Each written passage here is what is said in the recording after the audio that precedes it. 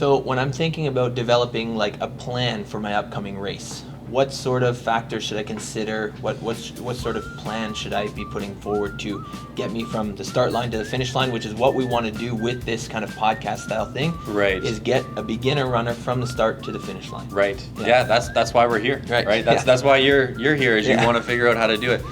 I would say number one, we've already talked about it. Having your plan to get you to the start line is first. Like you have to have that lined up. You have to make sure that your load is managed, your recovery is taken into consideration, and you're respecting it and listening to your body along the way and modifying. So that's going to get you to the start line. Yeah.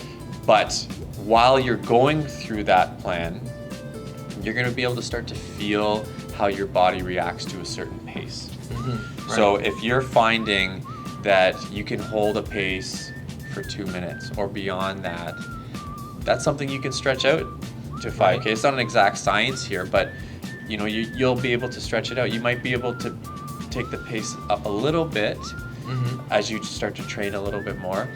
But if you're fatiguing at a pace and it's only 60 seconds, you're pushing too fast. Right. You're going too hard. So then you need to adapt your pacing. And the reason I say that is that if you can't hit a pace with a timeline that's relatively equivalent to your target for a race. So if I'm planning to run a 5K in 30 minutes, that's 6 minutes per kilometer. If I try and run 6 minutes per kilometer and I can see it on my watch, 2 minutes, and I'm starting to slow down, that's a little bit too fast for you. Right. Yeah. You might want to dial it back to 6:15, 6:30 and see how your body adapts. You can always bring it back down as you become a little bit better and your adaptations kick in. But if you try to force that, what's going to happen is, the term is fly and die, and you're going to go out, you're going to cause some fatigue, and then you're just going to hit the wall. The analogy we used to use when I was competing in track and field is a bear jumps on your back.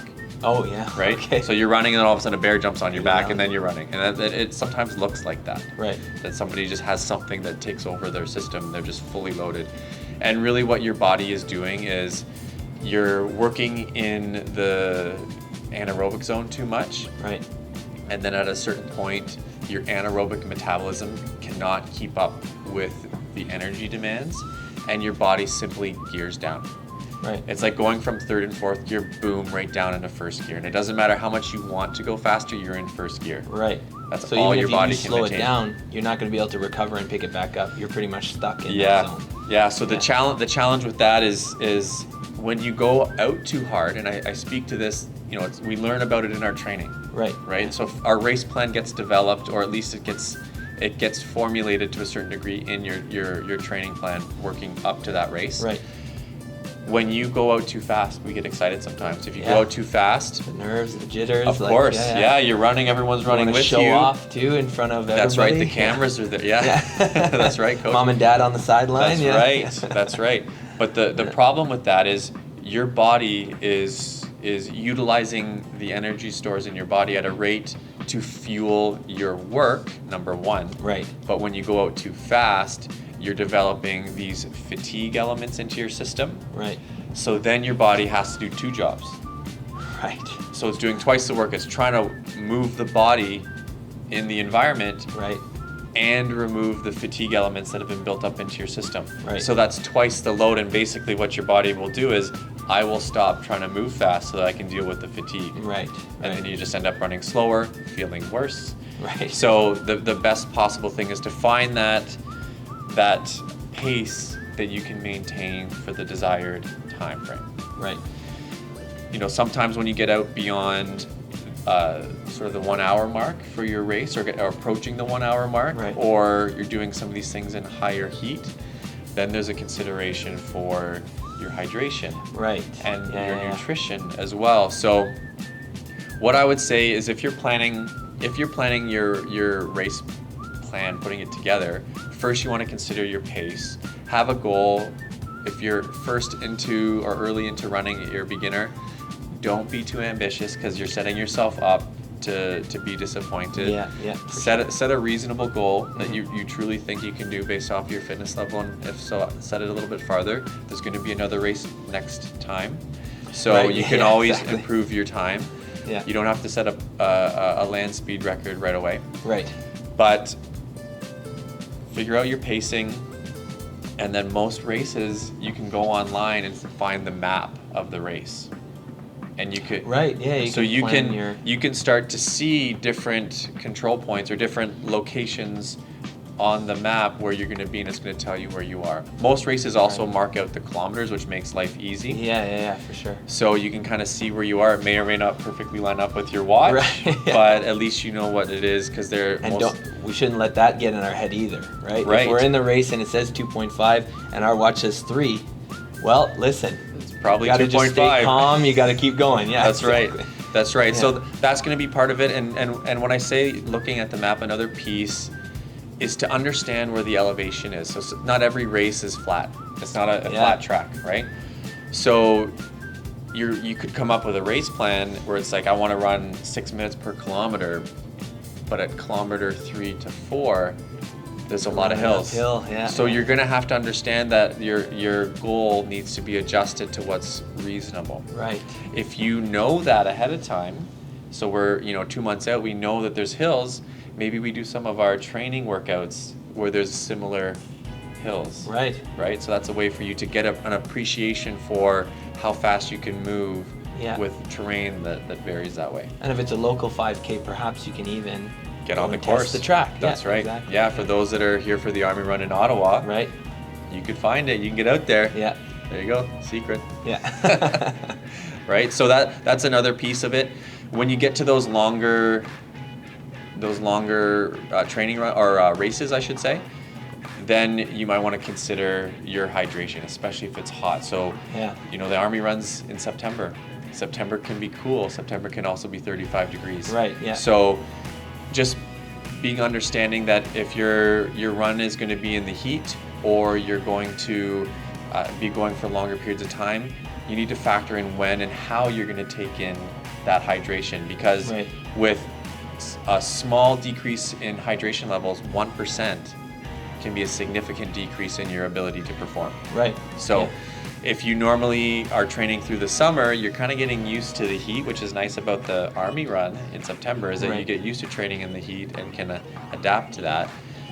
But it allows you to understand, if I'm running, how often do I take in some fluids every 1 kilometer or every 2 or 3 kilometers, or whatever your balance is. And then if it's hot that day, maybe I need to condense that. Right. So that'll be part of your race plan. So knowing your pace, knowing when you need to take in hydration, make sure you're tracking the nature of the course, make sure you're tracking the weather. Right? I know it seems like a lot.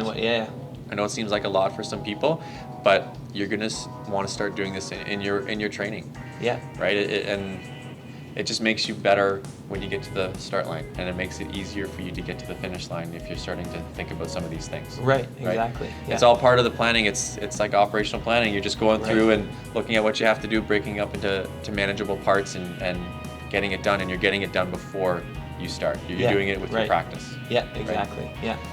And then the final thing is, if you are running those longer bouts, those let's say hour plus runs, and that could be a lot of different distances. It could be a 5K, it could be a 10K, it could be a half marathon or more. You want to consider taking in some nutrition. Right. And by nutrition, I mean your electrolytes. So there's a lot of drinks. Your different sports drinks have your sodium and potassium and maybe even magnesium that are help with the recovery. That help getting those into your system, so you don't start to develop cramping. Right. When we sweat, we get rid of a lot of electrolytes. So we need to replace them to allow them to do the job that they have. And they're heavily involved with your muscles in terms of contraction, relaxation, right?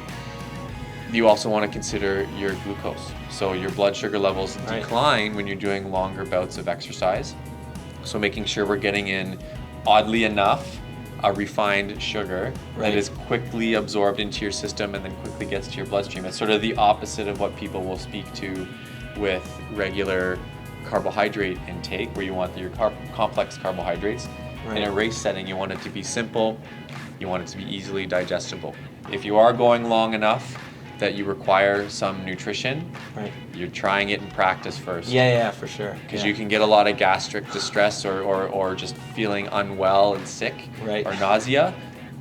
And if that's something gives that to you, everybody's different. You want to find out about that in practice, not on the race day. That's right. right. So do it before you get there, and that'll help you get to the finish line. Yeah. So these are some of the things I would consider. And there's a need for protein as well for some folks when we get further out there. Yeah. But given, we're focusing on the 5K here, I don't think that's too and beginners important. Get into it.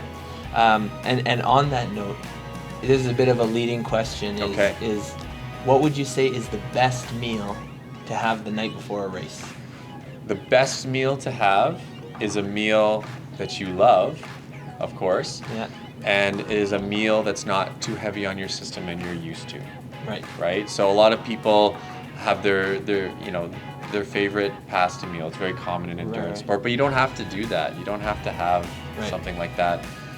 Anything that's super spicy or too salty or sugary, I would say you want to avoid those types of things as much as you can. But like I said before, food is such a personal, cultural preference type thing that you want to have something you can tolerate that doesn't cause problems in your system. And you want to have it where it's relatively natural sources, not heavily loaded with added sugars and salts and things like that make it heavy and could cause different fluid changes and balances in your system. So stick to what is your favorite, that's a happy meal for you. Stick with something that sits well. Right. So you don't want to have mom's spaghetti if you haven't had mom's spaghetti the whole time you've been training. That's right. And then all of a sudden it's going to be on your sweater. That's right. Yeah. Yes, we know the song. Yeah. So, I would definitely say stick to something that you've tried again in your work up to that race. Same thing for your let's say most races are in the morning, right? Okay, yeah. So you're going to want to, there's the night before you have your meal. That's less challenging for you, depending on what it is, but for the most part it's less challenging for most people to handle. But your morning of. So if your race is 8 in the morning, on whatever the day is, then you might want to attempt at least a few times leading up to the event on a weekend. If it's you can't get to an 8 o'clock run because you're at work at 8 o'clock. On a weekend, somewhere along your pathway, try to have some breakfast, something light. It doesn't need to be anything heavy. Just sits heavy and makes you uncomfortable. Right. Protein takes a lot longer to digest than carbohydrates. Anything that is extra spicy and extra salty and sugary. Well, they just don't sit well for a lot of people, right? So you want to generally avoid that for a pre-activity meal. So stick to something that you know works. Test it before you get there. But also test the timing. Like some people, they can't eat for 3 hours before an activity. Or an hour and a half. So you want to test the timing sometimes and see how your body responds. I wish there was a more black and white answer. But being humans, we're all slightly different with slightly different tolerances and our bodies just have there's a lot of stuff that is coming in and stressing and loading our body. The last thing we want to do is retesting is helpful. Awesome. So I guess what we can take away from this whole discussion is that running is one of the, maybe we didn't talk about this, but it's one of the lowest barriers to entry. That's right. All you need is a pair of running shoes, and maybe even they're not specialty running shoes. Maybe they're crossover shoes where you can use them for several different activities. But anyone can do it, and it's easy enough to introduce to your lifestyle that if you take the time to make a plan, then you should be able to do it without injury as well. That's right. One of the nicest things about running, especially for those in the military, is you take the gym with you in your carry-on or on your feet. You wear your shoes, put your socks in your shoes. It's very low in terms of the volume of equipment needed. And you can do it anywhere. Most places you can just walk out the door and go for a run. Many other places have stuff indoors. So, the ability to access the sport is really high. You can find a race almost every weekend of the year. And sometimes in between. So it's really easy. You don't have to go too far to find a Oh, race to go, you know what, this is the weekend I'm available to do it. This is the race I want to sign up for. Right. Right. So it's really easy to start the process. Yeah. And set your goal based off of that race. Awesome. Aaron, thank you for your time. I appreciate it. I know the Calf Fitness followers appreciate it. Make sure to like and subscribe, share with your friends, and thank you for your service.